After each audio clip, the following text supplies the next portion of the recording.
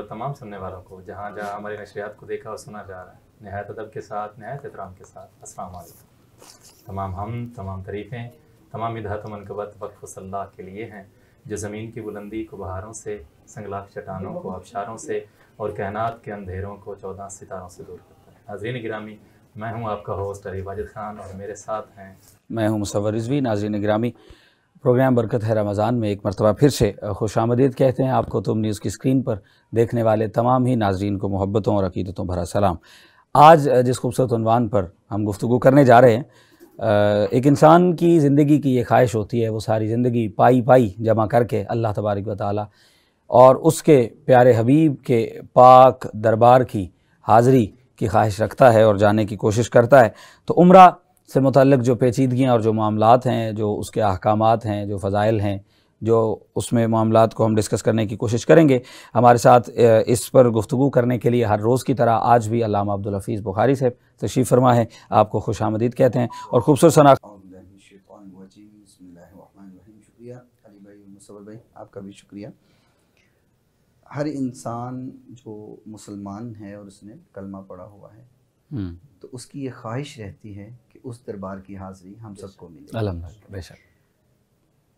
शायद ही कोई हो कि जिसके दिल में ये ख्वाहिश ना हो। हर किसी को ये ख्वाहिश होती है कि उस दरबार में जाया जाए, क्योंकि वो जगह ऐसी है, वो मुकाम ऐसा है, वो वहाँ पे वो सुरूर और जो करार मोमिन को मिलता है वो किसी और जगह पर नहीं मिलता है। और उसकी फ़जीलत के हवाले से एक बात मैं अर्ज़ करूँगा। आक़ाए कायनात अलैहिस्सलातु वस्सलाम ने फरमाया कि जब इंसान अल्लाह के घर में पहुँचता है और उस जगह पे पहुँच करके उसकी पहली नज़र जो काबतुल्लाह पे पड़ती है, उस पहली नज़र में इंसान जो तलब करे, अल्लाह से जो मांगे, अल्लाह अपने बंदे को अता फरमा देता है। और फिर इंसान की ज़िंदगी के पिछले जितने गुनाह हैं उसकी माफ़ी का इंसान को परवाना मिल जाता है। ये उम्रा की फ़जीलत और मुकाम है कि इंसान वहाँ पहुँच जाए। तो आपने देखा होगा कि कितनी ही दुनिया ऐसी है कि जब वहाँ चली जाती है, उस दरबार में पहुँच जाती है, तो उसको पिछले सारे गम भूल जाते हैं। पीछे रिश्तेदार, औलाद, माँ बाप, वो सबको भुला देता है। और जितना वक्त वो उस जगह पे गुजार रहा होता है, वो अल्लाह उसके रसूल की याद में गुजारता है। उसको पिछली याद नहीं आती है किसी की भी। वो ऐसा मगन हो जाता है, ऐसा सुरूर और ऐसा मज़ा आता है उस मुकाम के ऊपर। तो ये फ़जीलत और मुकाम जो है, अल्लाह ताला हर मोमिन को अता फ़रमाए। और वहाँ जा कर के जो यहाँ हम अल्लाह को बुलाते हैं, अपने गुनाहों की माफ़ी तलब करते हैं, अल्लाह की रज़ा तलब करते हैं, यहाँ मांगना और है, ठीक है, अल्लाह के घर के सामने बैठ कर के मांगना वो और है। अच्छा हज़रत, आपने फरमाया उम्रा की फ़जीलत से मुताल्लिक़, तो मुझे ये बताइएगा कि दरअसल हकीकत उम्रा है क्या? असल में मैं इसकी वजाहत चाहता हूँ थोड़ी सी। उम्रा मुसव्वर भाई, मुकर्ररा अय्याम जो हैं, जो हज के अय्याम हैं, इन अय्याम के अलावा, ठीक है, अपने मसरूफियात और मामूलात को छोड़ करके खालिसतन अल्लाह की रज़ा और उन जगहों की ज़ियारत करने के लिए वहाँ पहुँचना, ये उम्रा कहलाता है। अल्लाह अकबर। ठीक है, तो इसके अहकामात क्या हैं, इसकी अदायगी का तरीका क्या है, इसमें फ़राइज़ क्या हैं, वाजिबात क्या हैं, इस पर थोड़ी तफसीली रोशनी डालिएगा। मैं चाहता हूँ उम्रा जो है वो अल्लाह के घर की ज़ियारत, इसमें आगे मेरे पास बहुत सारे पेचीदा सवालात भी मौजूद हैं, लेकिन आगाज़ में मैं चाहता हूँ कि फ़राइज़ और वाजिबात जो हैं और इसके अहकामात जो हैं, इसका तरीक़ाकार है, उसकी तफसील अगर इंशाअल्लाह। यानी कि अल्लाह की रज़ा के लिए जो हम जा रहे हैं, इसमें पहली चीज़ तो ये है कि एहराम बांधना। एहराम बांधने के बाद जो फ़राइज़ इसके ज़रूरी पहले हैं, ठीक है, बेसिक जिसको कहा जाता है, एहराम बांधना, एहराम बांध करके 2 नफल अदा करना, और मिकात जो मुकर्रर है वहाँ पर एहराम को बांधा जाता है और उसके बाद 2 नफल जो है वो। मिकात क्या चीज़ है, इसकी थोड़ी वज़ाहत। मिकात मखसूस जगह हैं जो कि अगर पाकिस्तान से कोई उम्रा के लिए जा रहा है तो उसके लिए कोई और है, जो वहाँ के लोग रहने वाले हैं उनके लिए और है। वो फॉर एग्जाम्पल मैं एक, जैसे कि मस्जिद आयशा है, ठीक है। अब लोग जब एक उम्रा मुकम्मल कर लेते हैं, यानी कि एहराम बांधा है, उन्होंने तवाफ़ किया है, सफ़ा मरवा की साई की है और हलक किया है आखिर में, यानी कि जो बालों को कटवाया जाता है, वो मुंडवाना भी ठीक है, उसको कटवाना भी ठीक है, दोनों सूरतें जायज़ हैं। उसके बाद आपके उम्रे के फ़राइज़ मुकम्मल हो जाते हैं। अब आप जब दोबारा उम्रा की नियत करेंगे तो आपको फिर दोबारा उस हरम की हदूद से बाहर निकल करके जो मस्जिद आयशा मिकात मुकर्रर है, वहाँ पर जाकर के दोबारा उम्रे की नियत करके आपको दोबारा एहराम जो है वो बांधना है। ये एक रूल है, दोबारा एहराम जो है वो बांधना है। और उसके बाद वो उम्रा मुकम्मल होने के बाद आखिर में फिर से दोबारा बाल कटवाना या मुंडवाना उसमें ज़रूरी है? जी बिल्कुल, जितनी मरतबा उम्रा करेंगे, जितनी बार उम्रा किया जाएगा वो हलक करवाना जो है वो उम्रा की शराइत में लाजिम है। ठीक है। अगर वो हलक नहीं किया जाएगा तो आपका उम्रा जो है वो मुकम्मल नहीं होगा, बल्कि उसका फिर कफ़ारा अदा करना पड़ेगा। अच्छा, यानी ये जो उम्रा आप फरमा रहे हैं इसके तो बाकायदा तरीक़ाकार है, फ़राइज़ हैं जिनको आप कर रहे हैं। एक शख्स अगर वैसे ही तवाफ़ कर रहा है तो वो उम्रा में नहीं आएगा, वैसे तवाफ़ की इजाज़त है? तवाफ़ एक नफली तवाफ़ है ना, ठीक जैसे है। अक्सर लोग जुमा पढ़ने के लिए जाते हैं और वो मोहब्बत में तवाफ़ करते हैं, अब उनके लिए एहराम की ज़रूरत नहीं है। ठीक है। दीगर लवाज़मात जो हैं उम्रा के शराइत हैं वो उस पर लागू नहीं होती। ठीक है, ठीक है। उम्रा यानी एक अलग जो है वो चीज़ है। और उम्रा जैसे कि आपने कहा कि इसके जो फ़राइज़ हैं, उम्रा के जो 2 फ़र्ज़ हैं, एक तो ये है कि हदूद हरम से बाहर निकल करके एहराम बांधना, और दूसरा हदूद हरम वो मस्जिद है? जी जी, जहाँ पे तवाफ़ किया जा रहा है ना, वो पूरा एक अहाता है हदूद हरम की, हरम पाक जिसको कहा जाता है, उससे बाहर निकलना। मस्जिद आयशा चूँकि बाहर है तो बाहर निकल के एहराम बांध के आना पहला फ़र्ज़ ये है, और दूसरा काबतुल्लाह का तवाफ़ करना ये दूसरा फ़र्ज़ है। और इसमें जो वाजिबात हैं उसमें वाजिबात में सफ़ा मरवा की साई करना और हलक करवाना ये भी उसके वाजिबात में है, या कसर किया जाए यानी कि हलक में कसर कर रहा है या बाल मुंडवा रहा है या उसको हल्की सी कटिंग करवा रहा है, बालों को करवा रहा है, तो ये उसके वाजिबात में से हैं। अगर इनमें से कोई एक वाजिब भी रह जाए, यानी कि जो पहले 2 फ़राइज़ हैं उनमें अगर एक भी रहा है तो वो उम्रा मुकम्मल नहीं होगा। ठीक है। और अगर इन वाजिबात में कोई एक वाजिब रह गया है तो फिर उसको दम देना पड़ेगा, और ये दम ऐसा है कि दम देते हुए कईयों का दम निकल जाता है। वो दम क्या है?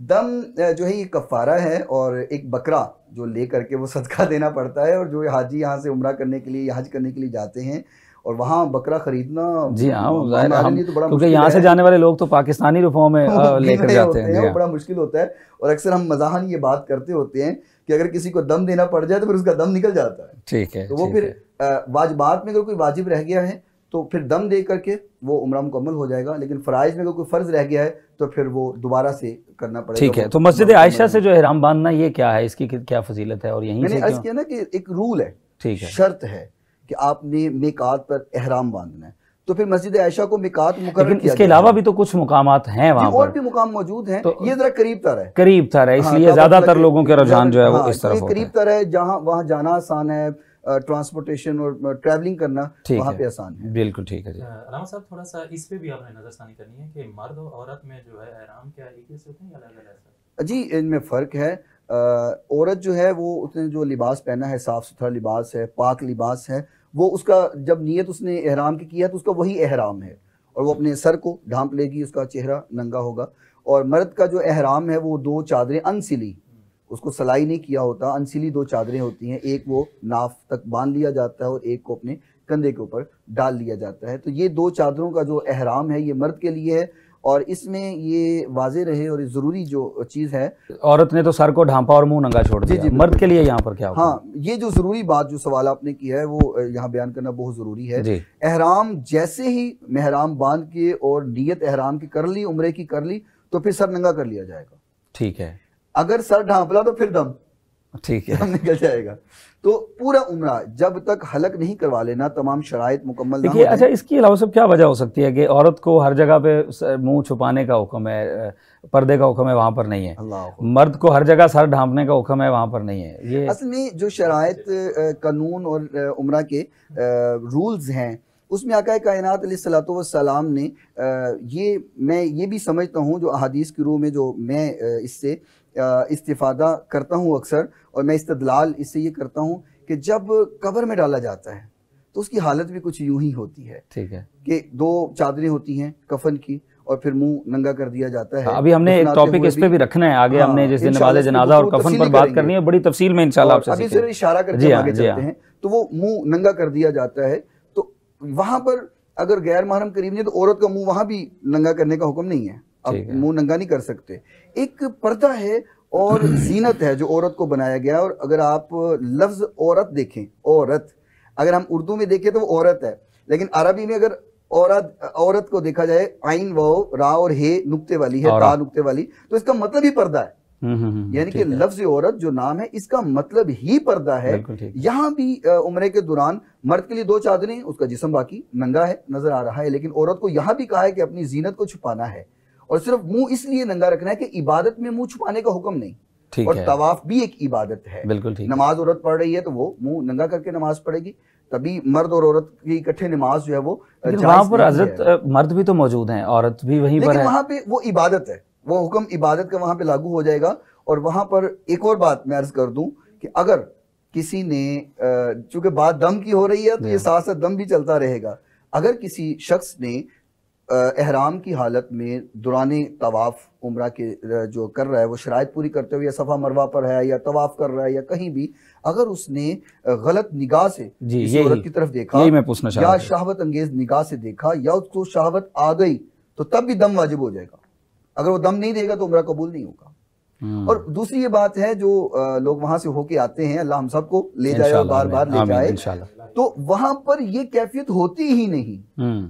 इंसान ऐसा शौक, या मैं यूं कहता हूं कि जिस जगह पर हम जिस अल्लाह के लिए गए होते हैं वो अल्लाह इस बात को दिल में आने ही नहीं देता। बिल्कुल ठीक। चाहे बेपर्दा औरतें साथ तवाफ कर रही हों, और वैसे एहतमाम होता है हजूम बेपर्दा, तो मैं समझता हूँ कि इस लफ्ज को बदल लेना चाहिए, बेपर्दा नहीं कह सकते, हम कह लें कि वो मुंह नंगा होता है, चेहरा नंगा होता है, बावजूद इसके किसी के दिल में ये ख्याल ही नहीं आता कि मैं किसी औरत, क्योंकि इंसान, मैंने सुन रखा है वहाँ पर कि जब मक्का मुकर्रमा में नाज़रीन मुकर्रम होता है तो वहाँ पर अल्लाह ताला का वो जलाल और हैबत और वो रोब उस पर तारी होता है कि वो इतनी नरम दिली से और आँखों को झुका कर और अपने आप को आजिज़ मान कर अपने जिस्म के तमाम आज़ा अल्लाह ताला की बारगाह में झुका कर उसकी वहदानियत, उसकी रुबूबियत और उसके आहद होने का इकरार किया होता है। लेकिन इसके बरक्स सलाम सब जब इंसान मदीनतुल मुनव्वरा में जाता है तो यूँ लगता है कि हालांकि अल्लाह ताला एक इंसान को 70 माहों से भी ज़्यादा मोहब्बत करता है, लेकिन चूँकि वो रहमतुल लिल आलमीन है, यहाँ पर जलाल में है इंसान, लेकिन वहाँ जाकर यूँ महसूस होता है कि गोया अल्लाह की रहमत ने आपको अपनी आगोश में ले लिया। और मैं अक्सर लोग जो वहाँ जाते हैं जब वापस आके बताते हैं, कहते हैं जब हम मक्का से निकल रहे होते हैं वहाँ का मौसम आबो हवा गर्म है और शिद्दत होती है, वो कहते हैं कि जैसे ही हम मक्के से निकलते हैं तो गाड़ियों में एसी चल रहा होता है और बड़ी ठंडी गाड़ियाँ होती हैं, और जैसे ही मक्के की हदूद को हम क्रॉस करके मदीने की हदूद में शामिल हो रहे होते हैं तो बाज़ गाड़ियों वाले एसी बंद करके कहते हैं अब शीशे खोल दो। ठीक है। वो कहते हैं कि इतनी ठंडी हवा यूँ सामने से आ रही होती है कि वहाँ एसी की भी ज़रूरत नहीं पड़ती है, वो क्या सुहानी हवा होती है और ठंडक होती है और वो मज़ा होता है। और यहाँ एक चीज़ समझें, जैसे आपने बात की, कोई हैबत होती है और अल्लाह का खौफ और डर होता है। अब यहाँ पे एहराम का एक शक्ल भी तो यही है ना, अब कफन है तो वो भी 2 चादरें हैं, अब वह अमीर है तब भी, वो गरीब है तब भी, अल्लाह ताला ने वो ऊंच और नीच का जो फर्क है वो खत्म कर दिया, एक मिटा दिया, लिबास, एक यूनिफॉर्म, एक वर्दी में है सब। वो जैसे एक ही सफ में खड़े हो गए, महमूद और अयाज, ना कोई बंदा नवाज, तो वहां भी कोई अमीर है, गरीब है, वजीर है, फकीर है, कुछ भी है, उसकी 2 चादरें ही हैं। और वो आजी जो है, यहाँ से नाज़रीन मुकर्रम में ये भी पैगाम मिलता है कि अल्लाह तबारक व तआला की बारगाह में किसी किस्म की कोई तफरीक नहीं पाई जाती, किसी अरबी को अजमी पर, किसी अजमी को अरबी पर, और किसी काले को गोरे पर और गोरे को काले पर, किसी जो है वो मालिक को मुलाजिम पर और मुलाजिम को मालिक पर, कोई फ़ौक़ियत हासिल नहीं है। और इसकी बेहतरीन मिसाल, जब भी नमाज पंजगाना के वक्त हम लोग सफ़ बंदी करके खड़े होते हैं तो उसी सफ़ में तमाम तर लोग अल्लाह तबारक व तआला की बारगाह में सजदा रेज़ होते हैं। और इसी तरह जब मक्का मुकर्रमा में, हरम मक्का में आप दाखिल हो जाते हैं तो वहाँ पर एक ही आवाज़ लब्बैक अल्लाहुम्मा लब्बैक की होती है, एक ही यूनिफॉर्म में तमाम लोग अल्लाह तबारक व तआला की वहदानियत और रुबूबियत का इकरार कर रहे होते हैं। हज़रत वो दम की बात आपने की और एहराम बांधने की बात हो गई, मस्जिद आयशा से हम लोग आते हैं, एक शख्स ने एहराम बांधा उम्रा करने की नीयत से, अब उम्रा मुकम्मल नहीं होता, उससे पहले ही किसी उज़र की वजह से, किसी मजबूरी की वजह से एहराम जो है वो खोलना पड़ जाता है बग़ैर उम्रा किए। जी बिल्कुल। इसके लिए फिर वो दम वाला मामला है, इसमें बिल्कुल वो दम देगा, उसको दम देना पड़ेगा, वरना वो गुनाहगार होगा, चाहे वो शरई उज़र है, ज़रूरी मामला। हाँ, कोई भी उज़र है, अगर उसने उम्रा किए बगैर एहराम को खोल दिया है और उम्रा मुकम्मल नहीं किया, या कोई एक फ़र्ज या वाजिब जो मैंने शुरू में बताए हैं कोई एक भी रहा है तो उसको दम। सफ़ा मरवा का आपने जिक्र फरमाया, वो वाजिबात में से है, फ़राइज़ में से जी है? बिल्कुल, वो वाजिबात में से। वाजिबात के दौरान आपने उसका नाम नहीं लिया तो मैंने कहा कि हाँ, वो शायद मेरे से रह गया। ठीक है। सफ़ा मरवा की साई जो है वो भी वाजिबात में है। बल्कि मैं यहाँ पे एक बात कहूँगा कि बल्कि ये जो पूरा उम्रा है ये अल्लाह के महबूबों की याद है, यानी सफ़ा मरवा किसी की याद है, तवाफ़ करना किसी की याद है, और एहराम बांधना किसी की याद है, तो ये हलक करवाना, तो ये अल्लाह के प्यारों की याद है जो एक पूरा उम्रा हमारे लिए इबादत की शक्ल इख्तियार कर गया। ठीक हो गया। अच्छा, हमने देखा कि उम्रा तो सारा साल लोग करते हैं। मैंने ऐसे लोगों को भी जानता हूँ कि जो सिर्फ नमाज जुमा की अदायगी के लिए वहाँ चले जाते हैं, नमाज जुमा अदा करते हैं, उम्रा अदा करते हैं और फिर वापस आ जाते हैं, जिन्हें अल्लाह ताला ने वो मकबूल बारगाह है जो। अच्छा, ये फरमाइएगा कि लेकिन सारे साल की निस्बत रमज़ान शरीफ में वहाँ पर रश बहुत ज़्यादा होता है, दुनिया भर से लोगों का रुझान उम्रा की तरफ होता है, तो क्या रमज़ान में उम्रा करना इसकी फजीलत उससे कुछ ज़्यादा? जी बिल्कुल इसी तरह है, और मैं पहले इससे हदीस सुनाऊंगा और फिर इसकी फजीलत वाज़ेह हो जाएगी। आका कायनात अलैहिस्सलातु वस्सलाम आप जो है वो जब गए तो कुछ लोग जो है हज के लिए गए, तो आपने सवाल किया एक बुढ़िया से, मैं कि तुम हज करने के लिए क्यों नहीं गई? तो वो कहने लगी कि हमारे पास एक ही सवारी थी और वो सवारी के ऊपर हमारे घर के जो मर्द थे वो सवार हो गए और वो उम्रा के लिए चले गए, तो मेरे लिए तो फिर सवारी नहीं थी पीछे हज करने के लिए जाने के लिए। तो आका कायनात अलैहिस्सलातु वस्सलाम ने फरमाया अच्छा चलो तुम अब हज के लिए नहीं जा सकी, तुम रमज़ान में चली जाना और रमज़ान में उम्रा कर लेना, रमज़ान का उम्रा तुम्हें हज के बराबर सवाब अता हो जाएगा। अल्लाह अकबर। जिस तरह अमूमन आम कहा जाता है कि आम तौर पर अगर आप कुरान की तिलावत करते हैं तो ये अजर सवाब है, और अगर रमज़ान में करेंगे तो इतना है। आम दिनों में नवाफिल और इन दिनों में नवाफिल का सवाब फ़राइज़ का जितना है, और वो तफसील जो है तो इसी तरह है। रमज़ान में जो उम्रा किया जाता है उसका सवाब और उसकी फजीलत और मुकाम वो हज के बराबर है। जैसे इंसान हज कर रहा है, ये फजीलत है रमज़ान के अंदर उम्रा करने की। बिल्कुल। और यही वजह है कि जो हज नहीं कर पाते और हज के लिए नहीं जा सकते तो वो फिर रमज़ान के अंदर एहतमाम करते हैं कि हम वहाँ जा करके उम्रा करके आए। बिल्कुल ठीक हो गया। अच्छा, एक और चीज़ आपने सफ़ा मरवा का जिक्र फरमाया, सही का जिक्र फरमाया। आजकल मैंने देखा वीडियोज़ में और हम टीवी पर भी देखते रहते हैं कि वहाँ पर सवारियों का इंतज़ाम है। जी जी, इसकी ममानियत मिलती है या जो है वो पैदल चलकर ही दौड़ कर ही आपने करना है तो ही वो ठीक है? नहीं, असल में जो अफजलियत का फ़र्क तो आ जाता है, रुतबे का फ़र्क तो आएगा। एक शख्स पैदल कर रहा है और एक शख्स जो है वो सवारी पर बैठ के कर रहा है। सवारी सिर्फ माजूर के लिए, ठीक है, जो भाग नहीं सकता, माजूर है, बूढ़ा है। अच्छा, वहाँ पर भागना भी जरूरी है, चलकर आराम से? यहाँ पे एक बड़ी प्यारी बात है, मैंने जैसे पहले बात कही कि ये अल्लाह वालों की याद है। हाँ, और सेम उसी तरीके से आपको पता होगा कि सफ़ा मरवा की तारीख क्या है। हज़रत हाजरा रज़ियल्लाहु ताला अन्हा, जब हज़रत इस्माईल अलैहिस्सलाम प्यास की वजह से आप बिलक रहे थे तो आप पानी की तलाश में दौड़ी, और वहाँ पर कभी आप दौड़ी, कभी आप आहिस्ता चली, फिर दौड़ी, फिर आहिस्ता चली। वहाँ पर कहते हैं निशानियां भी मौजूद हैं कि कहाँ दौड़ना है और कहाँ आहिस्ता चलना है। तो वहाँ निशान लगा दिया गया और ये आपकी याद में है कि जहाँ पे हज़रत हाजरा दौड़ी हैं वहाँ हमने दौड़ना है, जहाँ पे आप चली हैं वहाँ पे चलना है, और ये उस याद को पूरा करना है कि जो हज़रत हाजरा रज़ियल्लाहु ताला अन्हा ने। बिल्कुल ठीक है, यानी कि सवारी का इस्तेमाल नाज़रीन मुकर्रम सिर्फ उन लोगों के लिए जो माजूर हैं, जिन्हें कोई शरई उज़्र है, जिन्हें कोई तबई उज़्र है, उनके लिए है। एक शख्स जो मुझ जैसा बिल्कुल दिखने में ठीक ठाक हो और वो चलने की इस्तिताअत रखता हो लेकिन आराम पसंद हो और वो बग़ैर किसी उज़्र के सवारी पर बैठने की ख्वाहिश रखता हो, तो उसके लिए हरगिज़ ये इजाज़त नहीं है। क़िबला ये फरमाइएगा कि पाकिस्तानी क़वानीन के मुताबिक भी आज ही मुझे ख़बर आई है, आज ही, ये बड़ा ताज़ा वाक़या आज का, कि वो हदबंदी ख़त्म हो गई है। जो औरत महरम के साथ उम्रा करती थी या 40 साल से कम उम्र का मर्द जो है वो अकेले नहीं जा सकता, औरत अकेली नहीं जा सकती। तो इस्लामी दायराकार के अंदर रहते हुए क्या औरत बग़ैर महरम के उम्रा करने के लिए जा सकती है? हुज़ूर नबी करीम सल्लल्लाहु अलैहि वसल्लम ने शुरू में ये मना कर दिया था कि कोई औरत बग़ैर महरम के उम्रा या हज नहीं करेगी।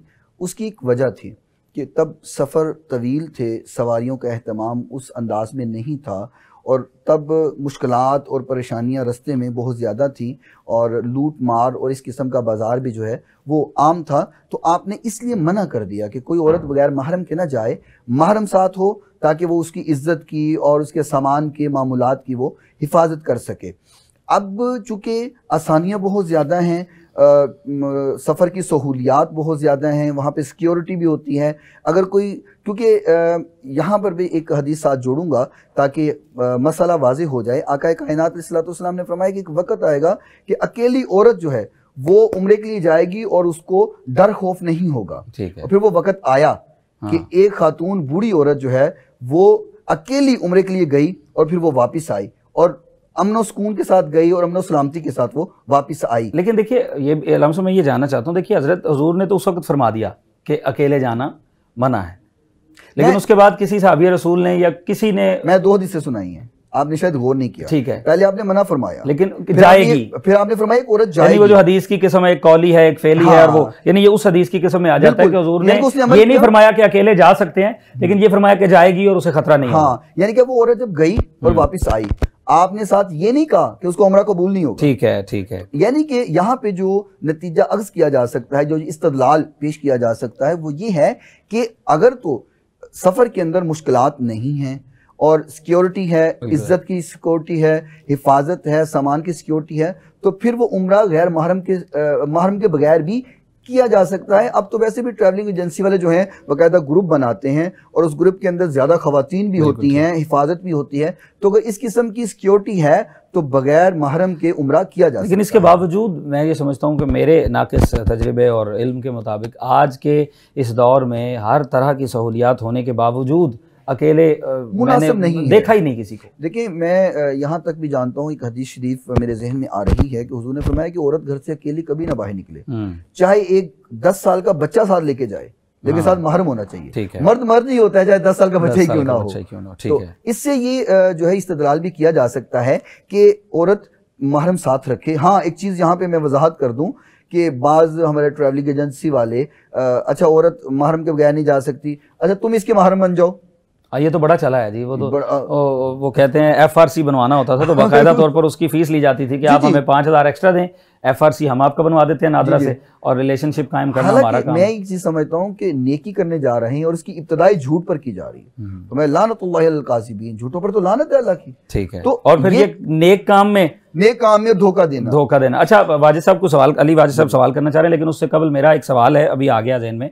ये जो ट्रैवल एजेंट्स यहाँ से, ये जो टूर प्लानर्स हैं यहाँ से आपको बड़े बड़े ख्वाब दिखाकर ले जाते हैं, वो जाहिर है हर बंदे को आराम चाहिए, अगर पैसे खर्च रहा है कोई शख्स तो जी रिहाइश इतनी करीब होगी, ट्रांसपोर्ट का निज़ाम ये होगा, एयरलाइन ये होगी, जबकि पाकिस्तान से ही ये इन वादों के ख़िलाफ़ वर्जी जो है वो शुरू हो जाती है, एयरलाइन बदल जाती है, वहाँ जाकर ट्रांसपोर्ट नहीं मिलती, फिर जो है वो रिहाइशें दूर हो जाती हैं, होटल्स। तो इसके बारे में क्या हुक्म मिलता है?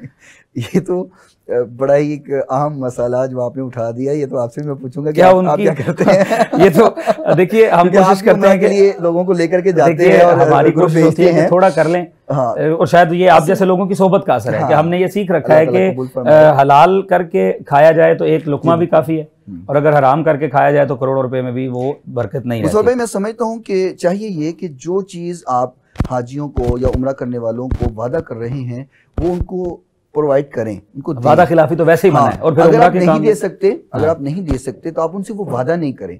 अगर इस किस्म का अमल किया जा रहा है तो उसमें तो 2-3 गुनाह इकट्ठे हो जाते हैं।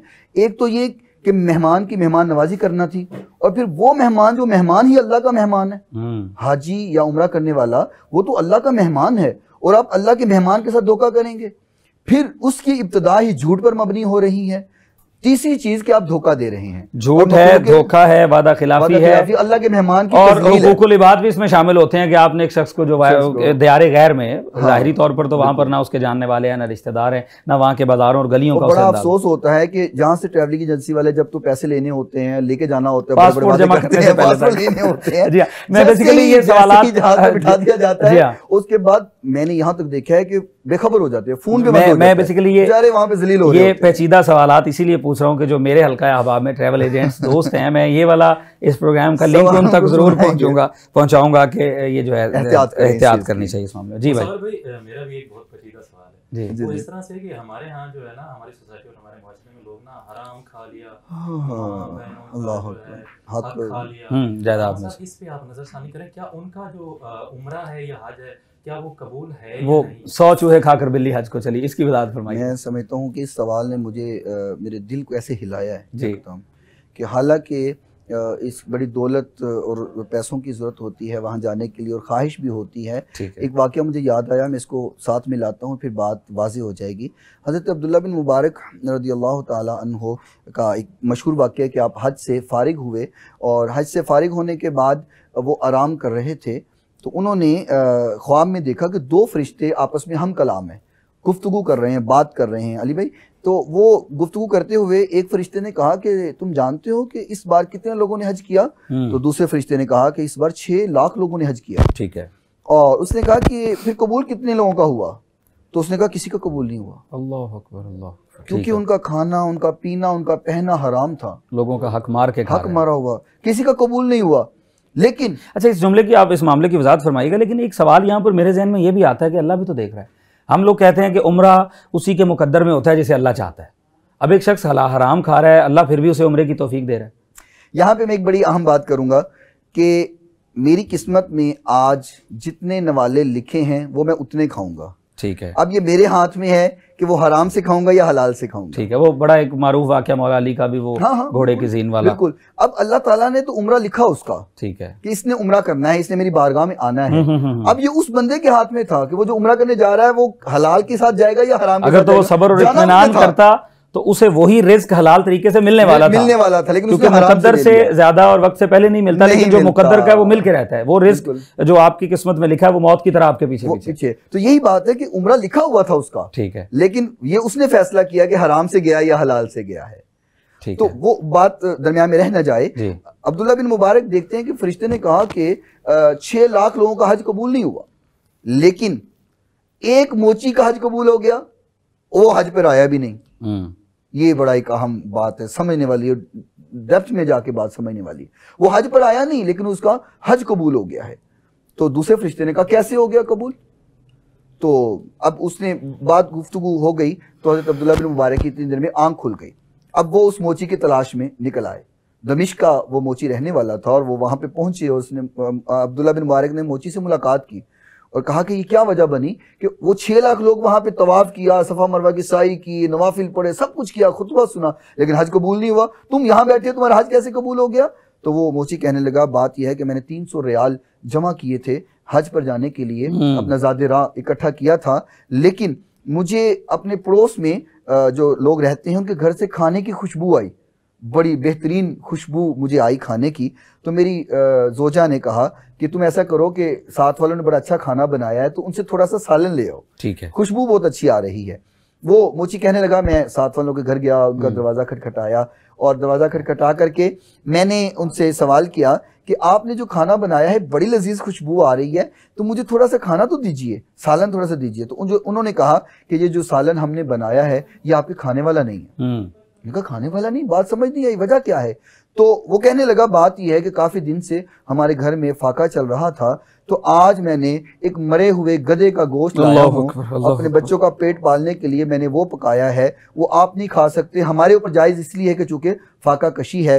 तो वो मोची कहने लगा कि तुम ये खाना नहीं खाओगे, तुम ये जो 300 दिनार मैंने हज के लिए रखे हुए थे तुम ये इस्तेमाल कर लो और अपनी ज़रूरत को पूरा कर लो। और उसकी इस नेकी की वजह से ना सिर्फ मोची का हज कबूल हुआ, फरमाया उसकी नेकी की वजह से 6 लाख लोगों का हज भी कबूल कर लिया गया। अल्लाह अकबर, क्या खूबसूरत। तो ये इस वाक़या से आप ये सवाल का जवाब आपको मिल गया होगा कि हराम की कमाई का हज और उम्रा जो है वो कबूल नहीं है। हराम का पहन के, हराम का मैंने खा तो उलमा से ये भी सुन रखा है, नाज़रीन मुकर्रम, कि आप भी इसकी तायीद फरमाइएगा और अगर मैं गलत हूँ तो तसहीह फरमाइएगा कि अगर आप हराम की कमाई से, आप जानते हैं कि ये हराम की कमाई और उससे आप सदका कर रहे हैं, उससे आप लोगों की बारगाह, जो लोगों को जो है खैरात कर रहे हैं, तो आप दायरा इस्लाम से भी बाहर। बिल्कुल ऐसे ही है, अब दायरा इस्लाम से खारिज हो जाते हैं, क्योंकि एक तो आपने वो गुनाह किया है, ठीक है, कि हराम की कमाई को इकट्ठा किया, और दूसरा आप उस गुनाह को अल्लाह के रास्ते में खर्च करके अल्लाह को धोखा देना। नहीं, कहा जाता है जिस तरह ज़कात देकर आप अपने माल को पाक करते हैं, हराम की कमाई पाक नहीं होने वाली, अल्लाह की राह में खर्च कर। ऐसे ही है, ये तो मजाक हो रहा है, ये मजाक हो रहा है, यानी इंसान जानता है कि ये कमाई जो है वो हराम है और वो उसे अल्लाह की राह में खर्च करता है कि ये पाक हो जाए, तो ऐसा नहीं होता। यकीनन अल्लाह ताला इसको जानता है। हकूकुल्लाह जो है वो तो अल्लाह चाहे तो माफ कर दे, लेकिन हकूकुल इबाद उतनी देर तक माफ नहीं किए जाएंगे जब तक आप उससे माफी नहीं मांगे। यहाँ तक इंसाफ है, क्योंकि अल्लाह की बारगाह इंसाफ वाली है। फरमाया बरोज़े क़यामत यहाँ तक इंसाफ होगा, अगर एक सींग वाली बकरी ने सींग के बगैर वाली बकरी को सींग मारा है तो कयामत के रोज उसको सींग दिए जाएंगे और कहा जाएगा कि तुम इसको मार के अपना बदला लो। अब इंसान का मामला तो जन्नत और जहन्नुम और मामला सजा और इनाम वाला है, जानवर का ये नहीं है। लेकिन इंसाफ ये है कि अल्लाह जानवर को भी बदला दिलवाता है और उसके बाद उनको, और फिर मुसलमान तो वो है जिसके हाथ और जुबान से दूसरा मुसलमान महफूज। अच्छा, ये भी ये देखने में आया है कि वहाँ हरम मक्का में मौजूद, फॉर एग्जांपल मैं मिसाल देता हूँ कि हजर अस्वद के बोसा लेने की बात है, जी जी। तो लोग एक दूसरे को धक्का देकर और वो बड़े समझ लें कि किसी और का ख्याल किए बगैर वहाँ तक पहुँच जाते हैं। अगर किसी को मताफ़ हरम में जगह मिलती है तो वो सबको फलांग कर जाने की कोशिश करता है, अगर किसी को गिलाफ काबा चूमने की जो है वो इजाज़त मिलती है। तो इसके बारे में क्या हुक्म है, ये जायज़ है? मैंने पहले भी अर्ज़ किया था, जैसे कि हमने पिछले दिनों जो ट्रांसमिशन हमसाया के हकूक़ के बारे में की थी, तो उसमें ये बात अर्ज़ की थी कि इज़ा अगर किसी को दी जा रही है तो उसके बाद किसी किस्म की इबादत कबूल नहीं होती है। अब हजर अस्वद का बोसा देते हुए, अब देखिए ना, आसानी हुजूर ने इतनी फरमा दी है कि अगर आप करीब नहीं जा सकते, आप दूर से इशारा कर दें और उसको इस तरह चूम लें। हाँ, उसमें तो आपको अजर उतना ही है, अजर उतना ही मिल जाता है, आपके गुनाह उसी तरह माफ़ होते हैं। तो इज़ा देना और दूसरों को तकलीफ़ दे करके वहाँ तक पहुँचना और उसको समझना कि शायद मैंने बड़ा सवाब का काम किया, मैं समझता हूँ कि वो सवाब मिलने के बजाय वो अपना सवाब ज़ाया कर बैठते हैं। बिल्कुल ठीक है। मैं अलामा साहब मुसव्वर भाई की बात को थोड़ा सा आगे बढ़ाता हूँ। ये जो लोग जब हज और उम्रा से वापस आते हैं तो क्योंकि खाना काबा के ऊपर हाथ रखते हैं, जनाब रिसालत इमाम सल्लल्लाहु अलैहि वसल्लम के मज़ार पे हाथ रखते हैं, तो वापस आते हैं तो लोग उनका जो है ना हाथ चूमते हैं। तो थोड़ा सा इस पे नज़र सानी, क्या ये जायज़ है या नहीं? मैं एक चीज़ समझता हूँ अली भाई कि कुछ चीज़ें इश्क के बाब की हैं, ठीक है, कुछ अकीदत के बाब की हैं। हर जगह पे जायज़ और नाजायज़ को हम डाल नहीं सकते हैं। ठीक है। अब इसमें कोई शक नहीं है कि ये तो हदीस मुबारका मौजूद है कि जब हाजी हज करके वापस आते हैं तो फरमाया उनसे मुलाकात करना भी सवाब है, क्योंकि वो गोया गुनाहों से मुकम्मल तौर पर पाक होकर आते हैं। अगर आप उनको मिलते होता है कि जिस तरह पहले दिन का बच्चा पैदा होने वाला गुनाहों से पाक होता है, इस तरह वो गुनाहों से पाक हुआ आता है। तो उससे मिलना जब सवाब है तो मैं समझता हूँ कि हाथ तो हाथ, अगर आप उनके कदम भी चूमेंगे तो ये भी अकीदत के बाब में आते हैं, आप चूम सकते हैं। बिल्कुल ठीक हो गया, बिल्कुल ठीक हो गया। बहुत खूबसूरत आपने जो है वजाहत फरमाई। चूँकि गुफ्तगू का सिलसिला जारी रहेगा। आशिकों के दिल की धड़कन मुजद्दिद दीन व मिल्लत अशाह इमाम अहमद रज़ा खां फ़ाज़िल बरेलवी अलैहि रहमतुल्लाह ताला जब इस दर की हाज़िरी के लिए आए तो तब हवाई जहाज़ नहीं थे, बहरी जहाज़ चला करते थे सफ़र के लिए। ठीक है। तो आपने जैसे ही कदम रखा तो अपने जूते उतार लिए। अल्लाह अकबर। लोगों ने कहा अभी बड़ा लंबा सफ़र है और आपने सफ़र करना है तो जूते पहन लीजिए, वहाँ पहुंचना है। तो आपने फरमाया जिस दर पे मैं जा रहा हूँ वहाँ जूते पहन के नहीं जाया जाता, उतार के जाया जाता। बाब जिब्रील के पहलू में ज़रा धीरे से फ़ख्र कहते हुए जिब्रील को यूं पाया गया, अपनी आंखों से दरे यार पे दस्तक देना, सुभान अल्लाह, ऊंची आवाज़ हुई उम्र का सरमाया। तो वो तो बारगाह ही ऐसी है। वो जब सरजमीन हुजाज पर पहुंचे तो आपने चूंकि जूता पहना नहीं हुआ तो चलते चलते कांटा आपके पाँव में चुभा। आपने कांटे को उठाया और क्या खूबसूरत बात है, चूम लिया और कहा कि कांटे तेरी जगह मेरे पाँव में नहीं है, तेरी जगह तो मेरी पलकों पर है। सुभान अल्लाह। तो ये वो मोहब्बत वाले हैं और इस दर पर मोहब्बत से जो जाते तैबा हैं के खार फिरते हैं। क्या हाँ बिल्कुल ठीक है। तो वो सुए लाल आज़ार फिरते हैं तेरे दर से जो यार फिरते हैं, तेरे बिन ए बहार फिरते हैं, दर बदर यूं ही खार फिरते हैं। आला हज़रत ने भी क्या कमाल कहा है। तो जब वहाँ पहुँच गए और दर मुस्तफ़ा पर आप तशरीफ़ आवरी आपकी हुई तो आपका ख्वाहिश थी कि मैंने दर मुस्तफ़ा का दीदार कर लिया है, अब मुझे हुजूर का दीदार होना चाहिए। ठीक है। तो एक दिन, एक रात, एक दूसरा दिन, दूसरी रात, तीसरा दिन, तीसरी रात गुजर गई, लेकिन दीदार मुस्तफ़ा जब नहीं मिला तो फिर वही आपका मशहूर ज़माना कलाम आपने वो पढ़ा और आखिरी शेर जब आपने पढ़ा कि तेरी कोई क्यों पूछे ए रज़ा, तुझसे कुत्ते हजार फिरते हैं। और ये जुमला बोलते हुए आंखें आपकी बंद थी और ये जुमला बोलते जा रहे हैं कि तुझसे कुत्ते हजार फिरते हैं, तुझसे कुत्ते हजार फिरते हैं। ये जुमला बोलते बोलते जैसी आंखें खोली तो सामने आमिना के लाल का दीदार हो गया, हुजूर का दीदार हो गया। तो ये तो दर ऐसा है कि यहाँ पे मोहब्बत के साथ जाया जाता है, मोहब्बत के साथ जाएं तो फिर हुजूर अपना दीदार भी अता फरमा देते हैं और ये सादतें मिल जाती हैं। इन सादत बज़ोर बाजू नेस्त ताना बख्शिश खुदाई बख्शिंदा, जिसे अल्लाह ये अता कर दे उन्हें ये सादतें हासिल हो जाती हैं। बिल्कुल ठीक है। मांगने का तरीका नाज़रीन मुकर्रम आना चाहिए। बस ये बारगाह ऐसी बारगाह है, यहाँ से उधार नहीं रखा जाता। आप जो भी मांगते हैं वो ज़रूर मिलता है, बल्कि जितना मांगते हैं उससे बढ़ाकर आपके हक़ में बेहतरीन बनाकर आपको दिया जाता है। अली वाजिद साहब एक सवाल आप फरमा रहे थे। अलामा साहब, एक ना बहुत पजीदा सवाल है, हमारे यहाँ एक वाक़या हुआ था और चूँकि एक हमारे उम्रा करके वापस आए तो उन्होंने ना अभी ज़म में ना पानी जो है ना वो मिलावट कर दी थी। क्या वो जायज़ है या नहीं है? थोड़ा सा क्या ये बहुत खूबसूरत बात है।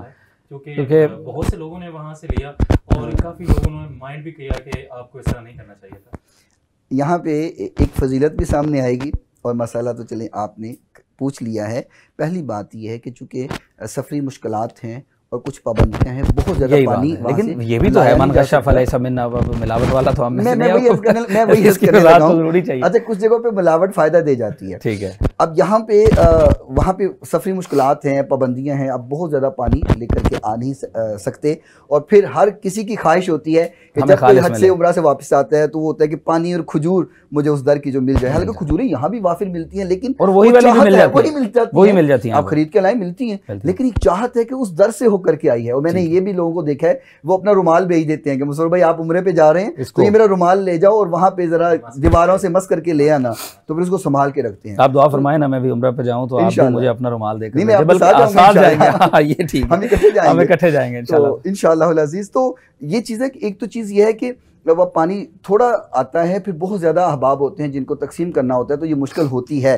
तो इसमें अगर पानी इस नज़रिए से मिलाया जाए तो गुनाह नहीं है। लेकिन यहाँ पे एक चीज़ आप समझिएगा कि आब ज़मज़म की ये खासियत है और इसकी ये फजीलत और मुकाम है कि आप एक ड्रम भरा हुआ पानी का हो और उसमें एक कतरा आब ज़मज़म का डाल दें तो पूरे ड्रम पानी की वही खुसूसियत हो जाए। अल्लाह अकबर, यानी ये खासियत और फजीलत है आब ज़मज़म पानी की कि आप जितने भी पानी के अंदर इसको मिलाएंगे, और आप इसका मुशाहिदा कर लीजिए कि 2 पानी की बोतल ले लें, एक आम पानी जो यहाँ पे हमें मुयस्सर है वो ले लीजिए और एक पानी की बोतल वो ले लीजिए जिसमें 1 या 2 कतरे ज़मज़म के डाले हुए हैं, और दोनों को एक जगह पे रख दीजिए। चंद अय्याम बाद आपको नजर आएगा कि वो तो पानी गंदा हो गया है, लेकिन ज़मज़म मिला पानी। मैंने तो ये तजुर्बा कर रखा है, आपने कभी ऐसा आपने देखा? आब ज़मज़म साल हर साल पड़ा रहता है, वो खराब उसमें ना जायका खराब होता है, ना उसका रंग खराब होता है, ना उसमें बदबू आती है, वगरना दीगर पानी जो है उनके रंग भी खराब हो जाते हैं और उसमें बहुत सारे जरासीम जाला बन जाता है, उसमें कीड़े पैदा हो जाते हैं। अच्छा हज़रत, ये फरमाइएगा, जो आप उम्रा की अदायगी के लिए जाते हैं तो वहाँ जाकर नमाजें बाजमात, वैसे तो हुक्म तो यहाँ पर भी बाजमात नमाजें अदा करने का है, लेकिन रह जाती हैं, हम लोग अदायगी उसकी कर लेते हैं। वहाँ जाकर अगर किसी शख्स की नमाज बाजमात अदा नहीं हो सकी, रह गई, तो फिर क्या होगा? जी बिल्कुल, चूँकि जमात के साथ नमाज अदा करना सुन्नत मौक़दा है और उसको बाजमात नमाज अदा करनी चाहिए। अगर किसी वजह से रह गई है तो वो अपनी नमाज बाद में भी पढ़ सकता है, इससे उसके उम्रा में या दीगर वाजिबात में किसी किस्म की कमी नहीं आती है। अच्छा, तो जो साहिब इस्तिताअत है, इसकी भी वज़ाहत फरमाइएगा, वो पहले हज करेगा या पहले उम्रा करेगा? देखिए, अगर तो इस्तिताअत वो रखता है तो एक बार उस पर हज फ़र्ज़ है, ठीक है, और उसने वो हज करना ही करना है। उसके बाद वो जितने भी उम्रे करे वो कर सकता है। हज उसके ऊपर अगर वाजिब है और वो उतनी इस्तिताअत रखता है, तो ऐसा भी तो मुमकिन है कि एक शख्स अभी हज की इस्तिताअत तो नहीं रखता, हाँ, लेकिन उम्रा की इस्तिताअत रखता है, तो लेकिन वो उम्रा के लिए जाए, बिल्कुल जाए, उम्रा करे वो, या वो जमा करता जाएगा जब हज के काबिल होगा तो क्या पता है जिंदगी मौका दे कि ना दे। ठीक है, मैं उम्रे के लिए, हज के लिए पैसे जमा कर रहा हूँ, उम्रा कर सकता था, नहीं किया, और हज का वक्त आने से पहले मेरी रूह परवाज़। लेकिन देखिए, यहाँ पर एक सवाल मेरे ज़हन में, अब देखिए, मैं आज से 6 साल पहले अपनी ज़ाती जेब से मैं उम्रा की अदायगी के लिए जा सकता था, लेकिन मेरे दिल में ख्वाहिश थी कि मैं पहली मरतबा अगर जाऊँ तो मेरे वालिदैन मेरे साथ हों और मेरे पैसों से हों, जी, जो मैंने खुद से कमाए हुए पैसे हैं। इस ख्वाहिश में 2-4 साल में डिले कर बैठा हूँ। अब अगर देखिए, ज़िंदगी का कोई पता नहीं, मुझे मौत आ जाती है तो फिर मैं गुनहगार हो जाऊँगा या नहीं? असल में हज जो है वो अरकान इस्लाम में से है, उम्रा अरकान इस्लाम में से नहीं है। हाँ, आप इस्तिताअत रखते हैं, आप कर आए, इस्तिताअत रखने के बावजूद उम्रा आपने नहीं किया तो आप गुनाहगार नहीं हैं। लेकिन हज की इस्तिताअत होते हुए बंदा हज नहीं करेगा तो फिर वो एक रुकन का इनकार कर रहा है, और 5 अरकान है, बुनियल इस्लाम अला खम्सिन शहादा, तो फिर आगे पूरी हदीस है। तो वो 5 अरकान जो बुनियादें हैं इस्लाम की, पिलर हैं, थंब हैं, अगर उसमें से एक भी छोड़ा जा रहा है तो फिर इंसान का ईमान मुकम्मल नहीं होता।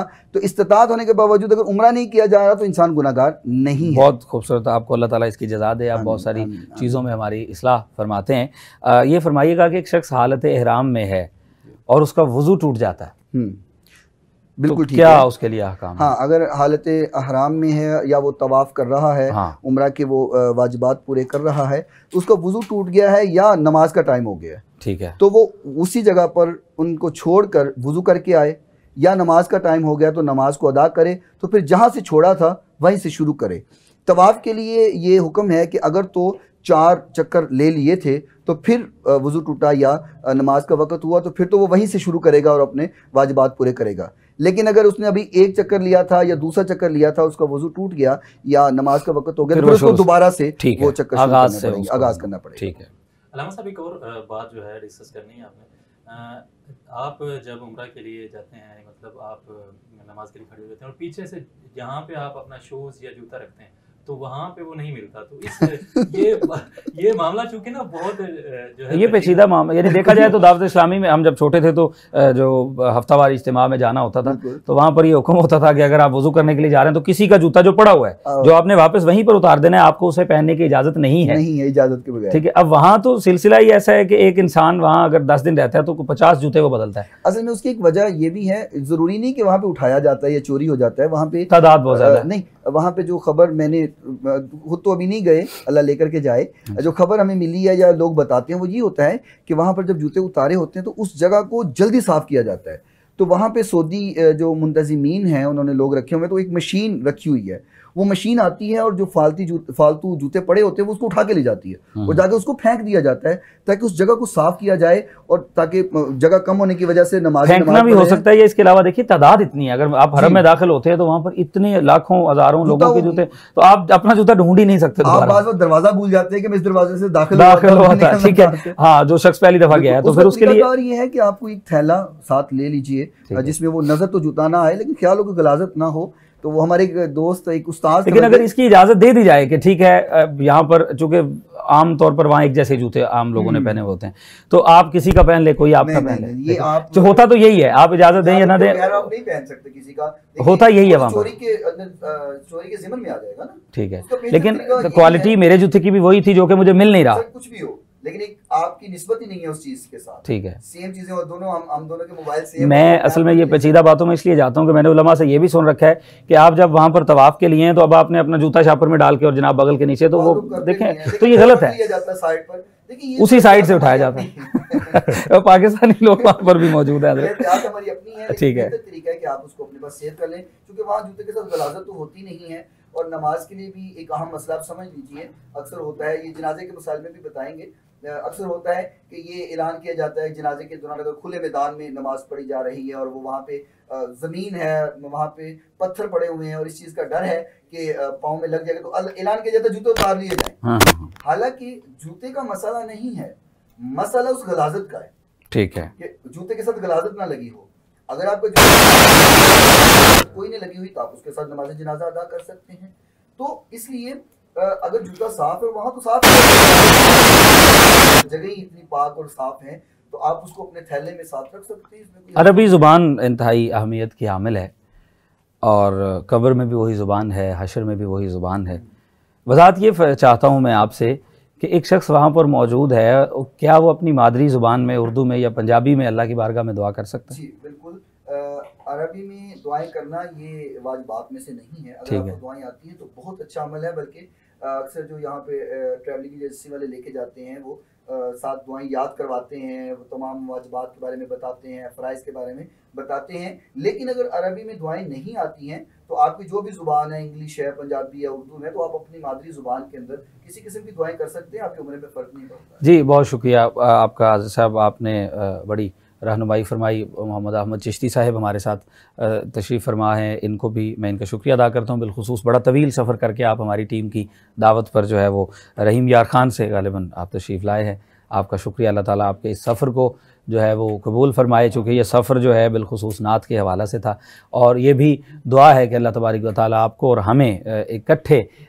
मदीना मुनव्वरा का सफ़र जो है वो नसीब फरमाए। और आज जो कि नाज़रीन मुकर्रम 4 रमज़ानुल मुबारक 1442 हिजरी है और आप और हम मिलकर अपने चौथे रोज़े के इफ्तार की तरफ जा रहे हैं। आखिर पर एक सवाल मैं अल्लामा सबसे करना चाहता हूँ, हज़रत ये फरमाइएगा, मेरे नाक़िस इल्म के मुताबिक जो है हज और उम्रा का ताल्लुक़ मक्का मुकर्रमा से है, क्या मदीना जाना ज़रूरी है? बात वही आ जाती है इश्क वाली और अकीदत वाली है, कितना ज़रूरी है? और अगर कोई शख्स किसी मजबूरी की बिना पर नहीं जा सका, जल्दी वापस आना पड़ गया, तो क्या उसके लिए? जी उसका हज या उम्रा जो है वो मुकम्मल हो जाएगा, वाजिबात उसके फ़राइज़ पूरे हो जाएंगे। यहाँ पे आला हज़रत का एक शेर बड़ा मारूफ मुझे आओ शहनशाह का रोज़ा देखें। तो यहाँ एक शेर आपने फरमाया कि जो मक्के गया मदीने नहीं गया, वो ऐसे ही है कि उसको बुलाया ही नहीं गया, इस तरह करके वो शेर है, अभी मेरे जहन में नहीं आ रहा। तो उसका मफहूम यही है, जो मक्के गया लेकिन मदीने नहीं गया, तो उसका मतलब है कि वो बुलाया ही नहीं गया, हुजूर ने उसको बुलाया ही नहीं है। लेकिन वहाँ की ज़ियारत तो हमारे ईमान का हिस्सा है। अल्हम्दुलिल्लाह। आशिक तो मैं समझता हूँ वो उससे किसी इश्क वाले से पूछे तो कहता है जी नहीं, उम्रा मुकम्मल ही नहीं होता। कानून कुछ जो भी कहे वो कहता है उम्रा तभी होगा जब मैं यहाँ पे बात करता हूँ कि आप कोई खालिस इबादत का मुतलाशी है तो उससे पूछें किधर जा रहे हैं, तो वो कहेगा मैं उम्रा करने जा रहा हूँ, हज करने जा रहा हूँ।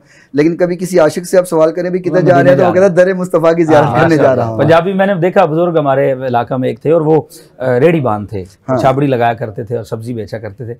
तो उनसे जब कभी पूछा करते थे